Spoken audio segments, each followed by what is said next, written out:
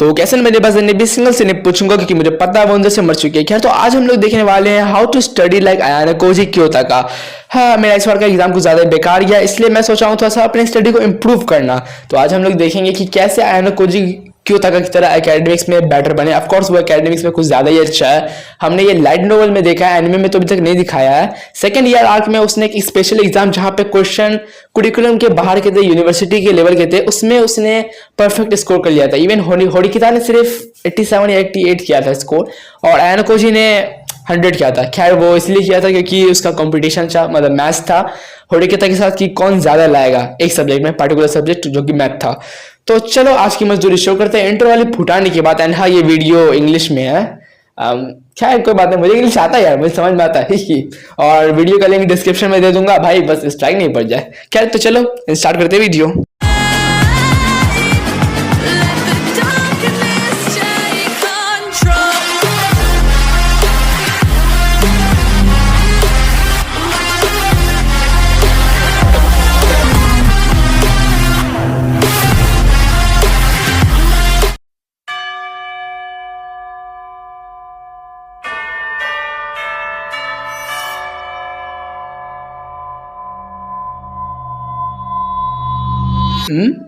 ये थोड़ा मस्त है भाई।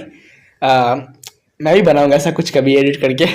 Ayana Koji Kiyotaka is a serial winner. He wins in academics, chess, heck, he even excels in calligraphy. However, the reason for his success is actually not the brutal regimen he endured in the White Room. It is something much more fundamental. Ayana Koji wins effortlessly because he was taught the art of learning itself. In the next 5 minutes, you are going to learn about Ayana Koji's 5-step framework that will literally skyrocket your grades, even while investing less time. But before we talk about the framework... framework की बात तो होती रहेगी, लेकिन वो Ayana Cozi का pant वाला जो सूट में पीएनजी था वो बहुत ज्यादा मस्त है। Let's first address some studying mistakes that are currently holding you back. If you don't correct these, your efforts will be as frustrating as working 12 hours in a factory only to receive a $2 check. Do you use the same study methods across all your exams, regardless of the exam format? For instance, you might rely on flashcards to memorize key terms from your history notes. While this could be effective for exams composed of multiple choice and matching questions, it's a bad idea if the exam primarily consists of short answer and essay questions that require a deeper analysis of broader concepts from the class. Rather, align your study strategies with the actual testing format you'll encounter. To stay with the history exam example, you would benefit more from practicing writing detailed explanations and arguments, or even engaging in critical discussions of historical trends, causes, and consequences if that is what you will have to do in the exam. Also, contrary to popular belief, stop taking notes in class. When you take notes in class, you can't completely focus on comprehending what the teacher is saying. भाई exactly भाई, मैंने कितना teacher को देखा भाई, पागल सब भाई लिखाते रहेगा, जितना बताएगा नहीं उससे ज्यादा तो लिखाते रहेगा भाई। ये मतलब कुछ समझेगा भाई बच्चा तब ना यार। क्या करे भाई, ये सोसाइटी बेकार है भाई, यहाँ के लोग बेकार है, यहाँ के टीचर बेकार, सब बेकार है यहाँ का। Instead, write your notes after the class. Like this, you not only understand what the teacher taught better, but you are even training your memory. Make sure to either compare your notes with someone who took them in class or audio record the lecture for reference. हाँ, मैं भी यही करता हूँ, घर पे आके notes बना लेता हूँ। हाँ, किसी का कॉपी लेके मैच नहीं करता हूँ, लेकिन यार ये थोड़ी बुरी बात हो गई। Now that we talked about what not to do, let's get to the 5-step framework. Do you ever feel like your brain just can't take in any new information? This stems from the fact that we need to be alert to initiate neuroplasticity. Becoming alert involves various mechanisms, but primarily the release of epinephrine in the brain and body. One straightforward method to increase alertness is taking 25 to 30 deep breaths, while inhaling through the nose and exhaling through the mouth. After exhaling completely, hold your breath for 15 to 60 seconds. Then, take a single inhalation and hold your breath again. Remember that it is important to avoid forcing the breath hold.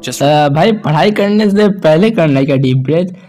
क्योंकि मैं जब भी करता हूँ ना वो सब, तो मुझे बहुत ज़्यादा रिलैक्स फील होता है और फिर मुझे नींद आने लग जाता है। Just resume normal breathing once you feel the urge to do so. You already know how important focus is for studying, but have you heard of this research-backed technique to get unbreakable focus in under a minute? Just pick a point in your room to stare at for 30 to 60 seconds. While doing this exercise, allow yourself to blink naturally, but try to minimize any thoughts or distractions. By directing your visual attention to a singular focal point, your cognitive processes align, which allows your mind to streamline its focus onto fewer stimuli. Put simply, focusing your eyes on a single point improves your ability to concentrate, because mental focus follows visual focus. focus. If you are interested in a more in-depth guide on this topic, you can check out my masterclass on focus. खैर ये of course beneficial है, but अगर कोई देखेगा तो पागल समझेगा। ख्याल मैं करता हूँ, मतलब ऐसे नहीं करता किसी चीज़ को देखते रह जाता, लेकिन हाँ आईने में अपने आंखों में आंखें मिला के वो वाला काम करता हूँ मैं, जैसे ये बोर्ड है वैसे।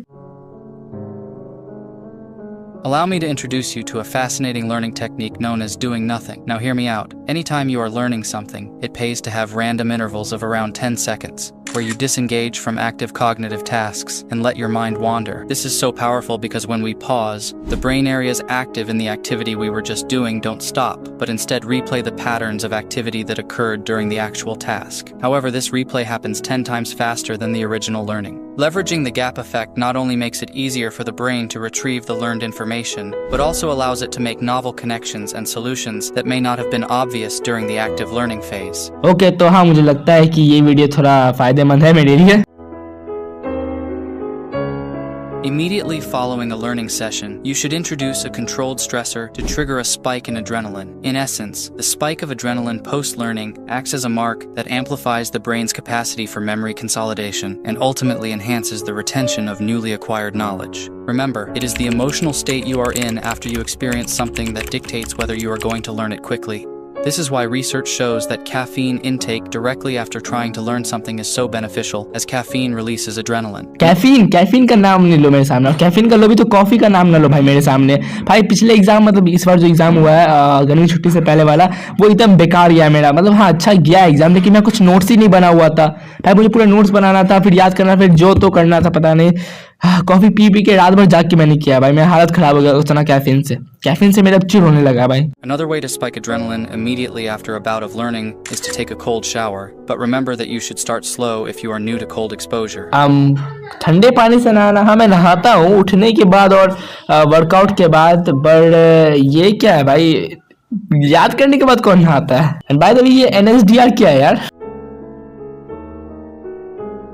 Okay, you have effectively studied and consolidated the knowledge with an adrenaline spike. Now, it is time for non-sleep deep rest. During NSDR, the brain transitions into a state of reduced arousal and the activity of the parasympathetic nervous system increases. This will have a noticeable effect on the depth of your learning and as an add-on will make it easier to sleep later. Furthermore, you can use NSDR as a preparatory phase for subsequent study sessions. This way, you can learn longer while still having cognitive resources available. What are some examples of NSDR? You could try out meditation, some variation of deep breathing or progressive muscle relaxation. क्या यार, जब मैंने NSDR देखा मुझे लगा कुछ नया होगा, पर अगर ये सिर्फ meditation and deep breathing type का है तो फिर सिंपल है यार।